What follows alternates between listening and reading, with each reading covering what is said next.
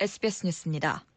스티븐 비건 미국 국무부 대북특별대표는 도널드 트럼프 대통령은 북한에 대한 제재 해제를 원하지만 지금은 그럴 수 있는 상황이 아니라고 말했습니다. 비건 특별대표는 워싱턴 DC에서 카네기 국제평화기금이 주최한 핵정책 컨퍼런스에 참석해 좌담회에서 트럼프 대통령은 제재를 부과하기를 바라지 않는다면서도 아직은 그럴 위치에 놓여 있지 않다며 일단 제재 유지 입장을 재확인했습니다.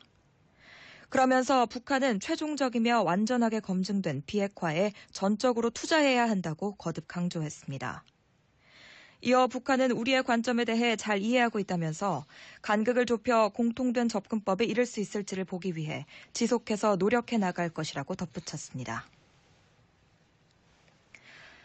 정의용 국가안보실장이 어젯밤 존 볼턴 미국 백악관 국가안보보좌관과 전화통화를 갖고 2차 북미 정상회담 결렬에 따른 후속 조치를 협의한 걸로 알려졌습니다. 특히 동창리 미사일 발사장 복구 움직임 등 최근 북한의 움직임에 대한 의견도 교환한 걸로 보입니다. 이에 앞서 정 실장은 지난 주말 중국을 비공개로 방문해 양제츠 중국 외교 담당 정치국원과 만난 걸로 전해졌습니다.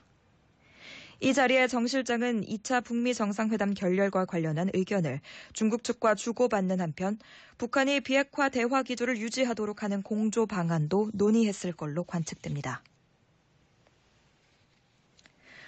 북한이 유엔의 대북 제재망을 피해 불법 환적 방식으로 석유 제품 수입과 석탄 수출을 늘리고 있다는 유엔 전문가들의 조사 결과가 나왔습니다. 북한이 핵 미사일 개발 프로그램을 유지하는 가운데 우라늄 농축 설비를 구입하려 했다는 정황도 포착됐습니다. 또 외국 금융기관을 상대로 한 사이버 공격과 가상화폐 탈취에도 나서고 있는 것으로 파악됐습니다. 유엔 안전보장이사회 산하 대북제재위 전문가 패널은 이번 주 중으로 이런 내용을 담은 대북제재 이행 보고서를 안보리에 제출할 예정이라고 미국 월스트리트 저널이 보도했습니다. 아세안 3국을 순방 중인 문재인 대통령이 브루나이 국빈 방문을 마치고 오늘 두 번째 순방지인 말레이시아로 향합니다. 브루나이와는 우리 정부가 추진하는 신남방 정책과 산유국 브루나이가 탈석유 산업 다변화를 위해 추진하는 비전 2030 전략 간의 시너지를 만들어가기로 했습니다. 문 대통령은 말레이시아에선 한류, 할랄 전시회에 참석해 한류와 이슬람식 할랄의 새로운 결합을 강조하고 마하티르 총리와 정상회담을 통해 양국 협력 방안을 논의할 예정입니다. 국회는 오늘 오전 10시 본회의를 열고 자유한국당 나경원 원내대표의 교섭단체 대표 연설을 듣습니다. 나 원내대표는 문재인 정부의 경제, 외교 안보 정책을 강하게 비판하며 제1야당의 존재감을 부각할 예정입니다.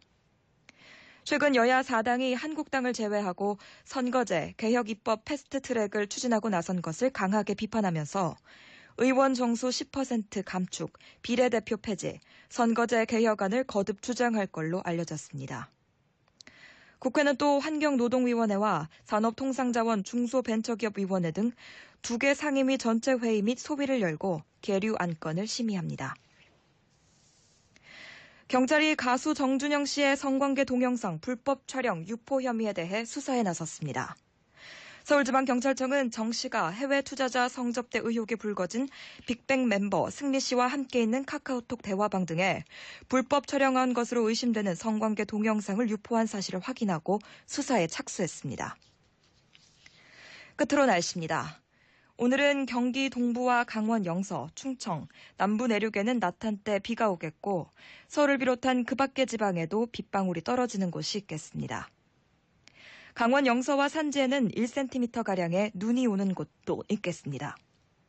서울과 경기 남부, 강원 영서, 충북의 미세먼지 농도는 나쁨, 그 밖의 지역은 보통이 예상됩니다. 중부 서해안에는 아침까지 안개가 짙게 끼는 곳도 있겠습니다. 서울 지역 현재 기온은 5도, 습도는 75%입니다. 김수민입니다.